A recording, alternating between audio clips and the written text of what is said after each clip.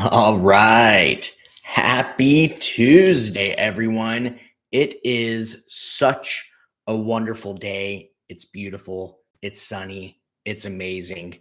And we are going to learn about becoming a top producing realtor.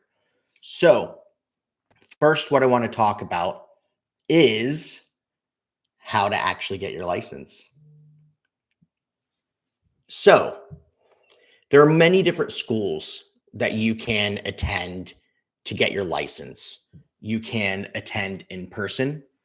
You can go online and do it fully online, or you can do a hybrid of both. Me personally, I did fully online. I did my salesperson online, and then when I could do my broker, I did that online as well. Uh, I'm typically not a great web-based student, but um, I was busy and I needed to make sure that I could take the time to study and also work and do everything that I needed to do. Um, it's extremely important when you are getting your license to study and to memorize, especially the equations and the math stuff. It's a good portion of the exam. And if you can knock out all of that, you'll be good to go. Also, make sure that you take the cram courses as well. The cram courses are really good because they essentially tell you exactly what's on the exam, which is really cool. So you don't have to worry about like guessing what questions are going to be here, what questions are going to be there. They literally tell you, hey, you may want to write this down. This is going to be on the exam. So I highly recommend using the cram courses. If you're going to do it online, make sure you pick a really good place. There's all kinds of great places. This is not a promotion or anything, but the CE shop, and this is really Georgia specific. Um, could be other places. The CE shop does a bunch of stuff. They're great. Capitus, which is essentially run by the Atlanta Realtors Association or its partnership. Um, I've also heard like Barney Fletcher is really good as well. So there's a number of different ones. But what I wanted to really talk about is how do you become successful in real estate in general? I don't want to get really super specific because this could just open up a can of worms. So I want to talk about kind of like the main points of how to really get started and what that looks like. If you have any questions, feel free to throw them in the chat, DM me, email me, call me, text me, no problem. First, when you're getting into real estate, you need to have a deep and clear understanding of the real estate market. Doesn't mean that you have to know everything, but you have to know something. What do trends look like? What are prices in certain areas? Why is the market slow? Why is the market fast? Is it a buyer's market? Is it a seller's market? What do you want to focus on? Do you want to focus on buyers? Do you want to focus on listings? Trick question. You should focus on both. What areas do you want to focus on? Another trick question. You can go to all areas, doesn't matter where. So these are questions that you need to ask yourself. And if you're having trouble coming up with the answer, what you need to do is you need to reach out to somebody and talk through it. Um, if you're in the process of getting your license, you need to interview brokerages and different brokers. You need to go and speak with them, see what they offer, see what kind of training, coaching, uh, mentorship, all of that stuff. That all plays into a part of understanding what the real estate market is and how it's related to the economy as a whole. Um, it's not super, super complicated, but you do need to understand certain regulations. You need to understand laws. You need to understand what you can and can't say in regard to fair housing, and all kinds of things like that. So there's all kinds of fun stuff that we typically will talk about um, in our personal training meetings with my agents and other agents on other teams as well within our company. Um, Second thing I want to talk about is really you want to establish a niche for yourself. And I don't mean for that to be like so specific to where you're unable to actually do other business. What I mean is like this. In my area, I have an elementary school connected to my neighborhood, and I have two boys at the elementary school. I'll soon have three. Actually, the oldest is going to go into middle school. But regardless, that is a natural niche that I can jump into. I'm able to go in, become part of the PTA, send out mailers to this area, post Facebook ads, go to events, and know and understand that there are people who go to these events and who are there that will recognize me from my mailers or will recognize me from my ads. So my niche is really that couple with younger children, school age children, as well as first time buyers, people just getting married and all that. And that really correlates with my age and what specific stage of life I'm in. So that really goes hand in hand in exactly what niche you want. If you don't know what niche you want to focus on, that's okay. You don't have to determine it right away, but at some point, you do want to start getting a little more specific in regard to marketing practices. There's a lot to talk about there. You can go a million different ways in regard to niches and marketing and exactly who you want to target. There's all kinds of really good stuff that we talk about and I hold classes on. Um, so we'll talk about that later. The third thing is you've got to build a strong network if you don't have one. If you already have one, fantastic. You're halfway there. The problem is that if you don't have a network or your network is not feeding you business, there's a problem. And what's the problem? You're not effectively reaching out and touching base with your network. An easy way to do that is through social media. If no one knows you're a realtor, no one's going to use you. If you're shy and you're not going to use social media to promote your business, it's going to be tough for you in this climate, in this market, in this age of real estate. You have to be online, you have to have social media. If you do not have a sphere, maybe you're new somewhere, maybe you just moved, you were relocated with a spouse or whatever it is. Find a team or a company that provides leads. Like us, Method Real Estate Advisors, we provide leads and our agents are able to claim them and work them. It's perfect for realtors who are just getting into the business and don't really have a sphere or have a sphere and they haven't really touched base, or also uh, people who just aren't quite there with their sphere yet. They want to work leads first and learn from their mistakes while slowly beginning to post on social and push all of that content towards all of their followers. uh, what you've got to do is you've really just got to dive in and push your sphere to understand that you are the expert. It's okay that you're new. It's okay that you've only sold one or two or three houses, whatever it is. What you've got to understand is you've got to put your face out there. If your face isn't out there, no one's going to know. And that's what it comes down to. The perception, the perception of success in doing business. So that all rolls into building a strong network. Now, this is something that we talk about all the time. It's extremely important.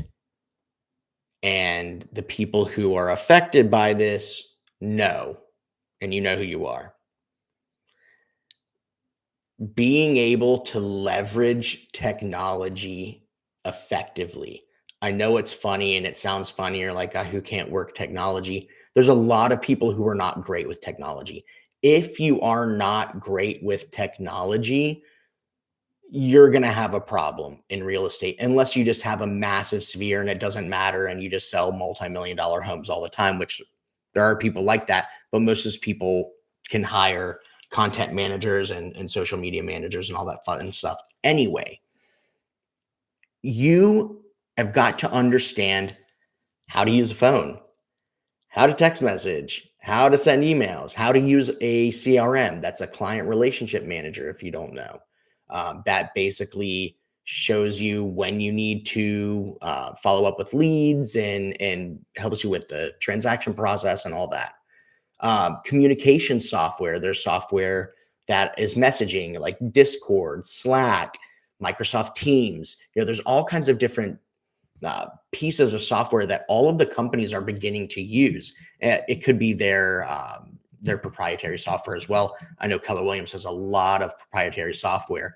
So regardless of which company you're going to, if you're not savvy with technology, you better get there and you better talk to somebody about it.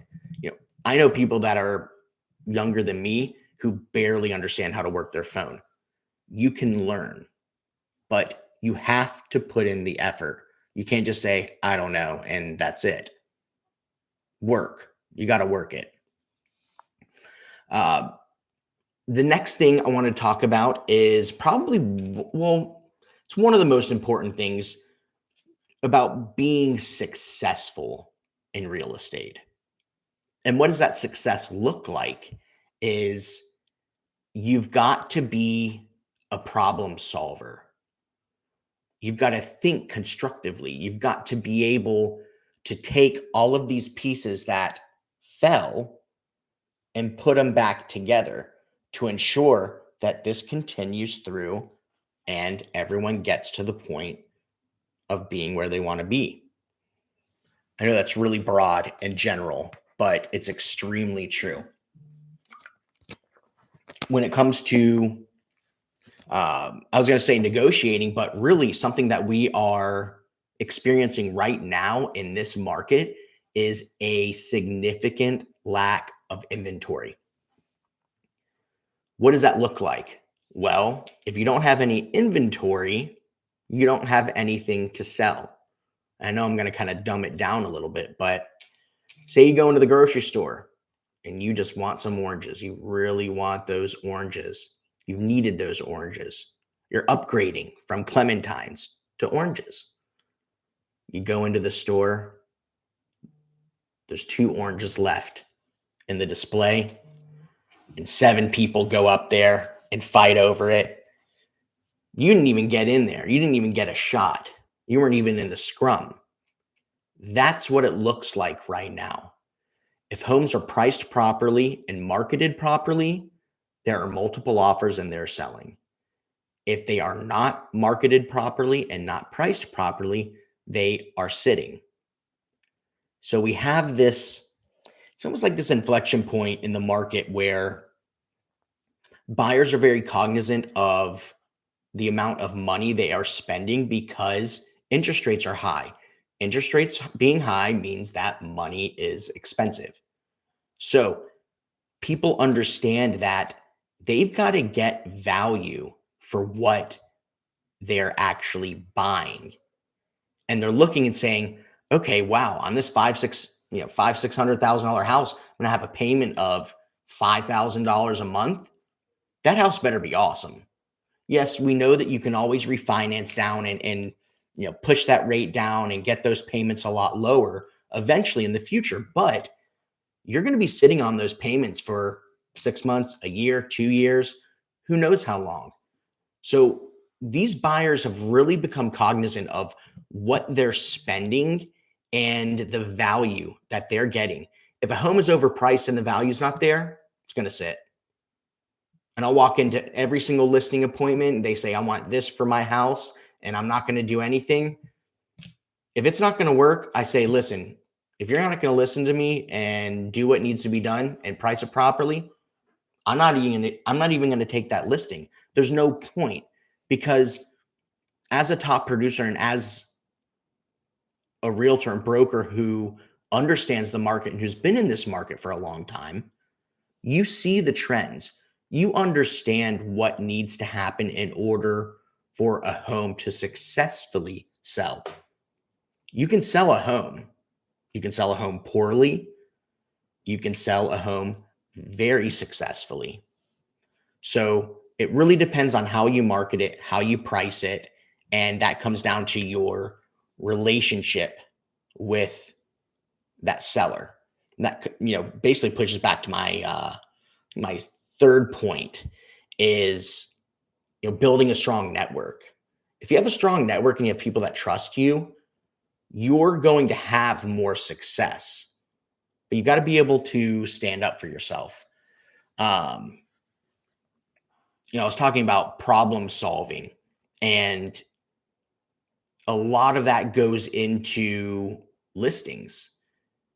If you're on the listing side, say you haven't gone live yet, you're just talking to the seller, and say their home is actually worth 500K, but they want to list it for 550 without doing any work. You come in there and say, for you to get 500K, you've got to paint this entire house. It's going to cost 10 grand. You need to replace the carpets upstairs. It's another 3 grand. You need to pressure wash, declutter, and stage the home. It's another 5 grand, roughly. So you're at what? 17, $18,000 of an investment that you've got to put into that house to get that list price. You're not going to get that money back. You're doing the maintenance needed to get the home on the market. You have to be able to understand what the market demands and how to get your seller to actually listen to that. That's the key. That's one of the most difficult things that most agents struggle with. I struggled with it in the beginning for a long time. I would go to a listing presentation and I was so excited. Got to get this new listing. So excited. We're going to get this listing. It's going to be great. You go in, they start negotiating. You're like, yeah, I'll take my commission down to 1%. No problem. 3% the other side, 1% of mine. Perfect. 4% total. Perfect. I'm getting a listing. You're going to work harder for that first listing and make barely any money because you cut yourself short. You weren't confident and you were just learning. It's okay. We go through those learning, experiences.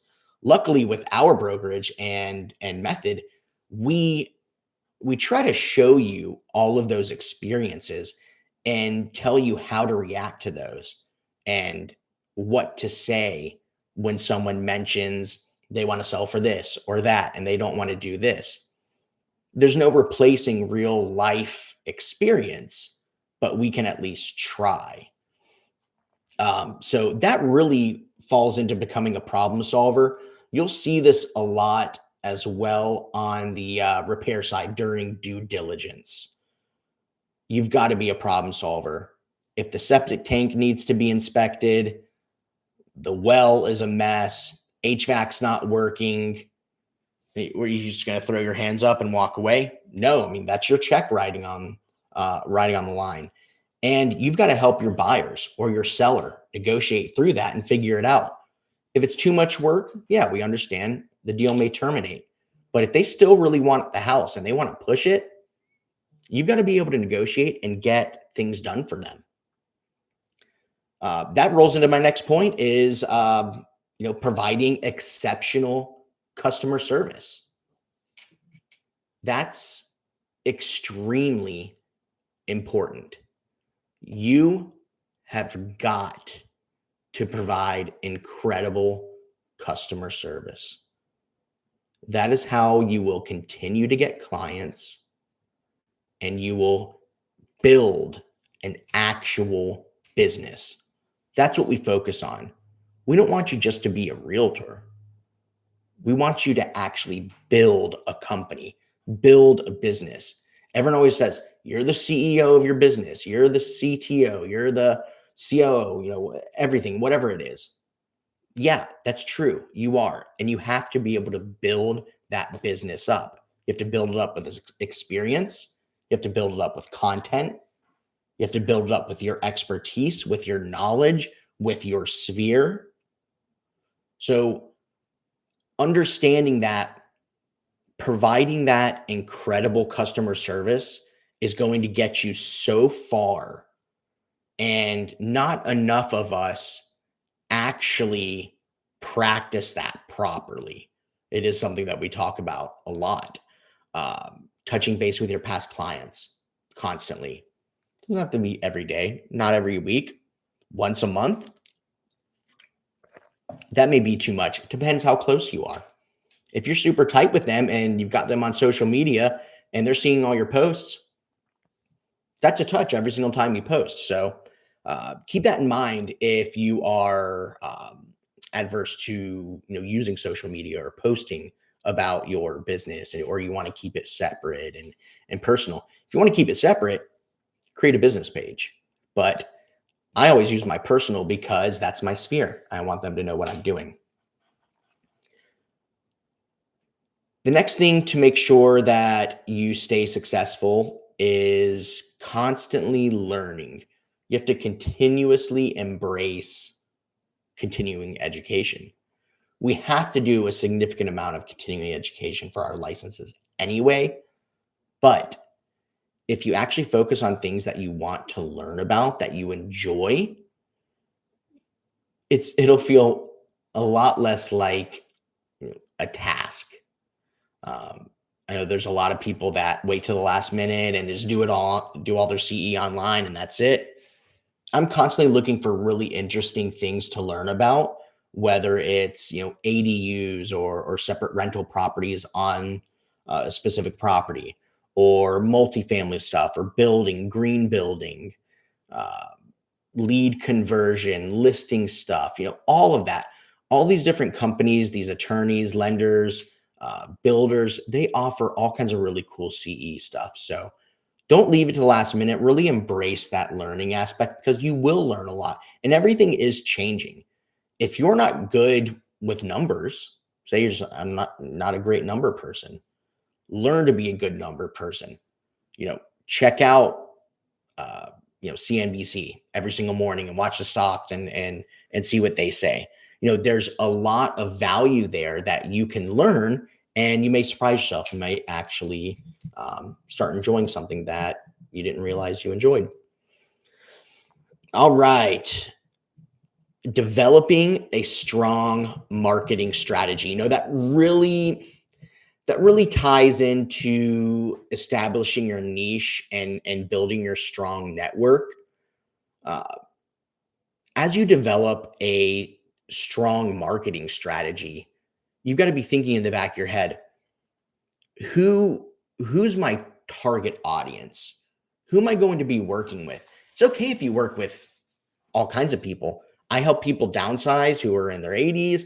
I help first time buyers who are in their 20s. I help people that are getting divorced who are in their 30s and 40s. It just depends. But I do like to actually focus on certain things when it comes to my marketing strategies. As I said earlier, I'm really tied in with our school district. And that's something that I'm going to continue to do because naturally it's there. I'm there all the time with my kids. I have an in. I'm not some weird guy hanging out at the school. I have kids that go there. So it makes sense. I market to all of these people. I focus my marketing and my ads to this specific sphere of people. It works really well. Is it instantaneous? Of course not. This is a process. This is a business building process, like we talked about. You're going to build a company, build a process. These are not just transactions. Our relationships are transactional, but everyone is a person. They're not numbers. So don't treat them that way. I say that all the time. Do not treat people like numbers, especially leads. You won't convert anything. You have to be intentional. You have to make sure that you are calling the amount of times, you are touching base the amount of times. You've got to make sure that you're providing that service and you are marketing to the right people. That's really what it comes down to. Maintaining a positive attitude and perseverance. Positive attitude. It's easy to wake up and say, I'm just not going to do it today. I can't do it today. I don't have the capacity. I don't have the drive. I'm tired. I was up too late. I ate too much. There are millions of excuses. Excuses don't pay the bills.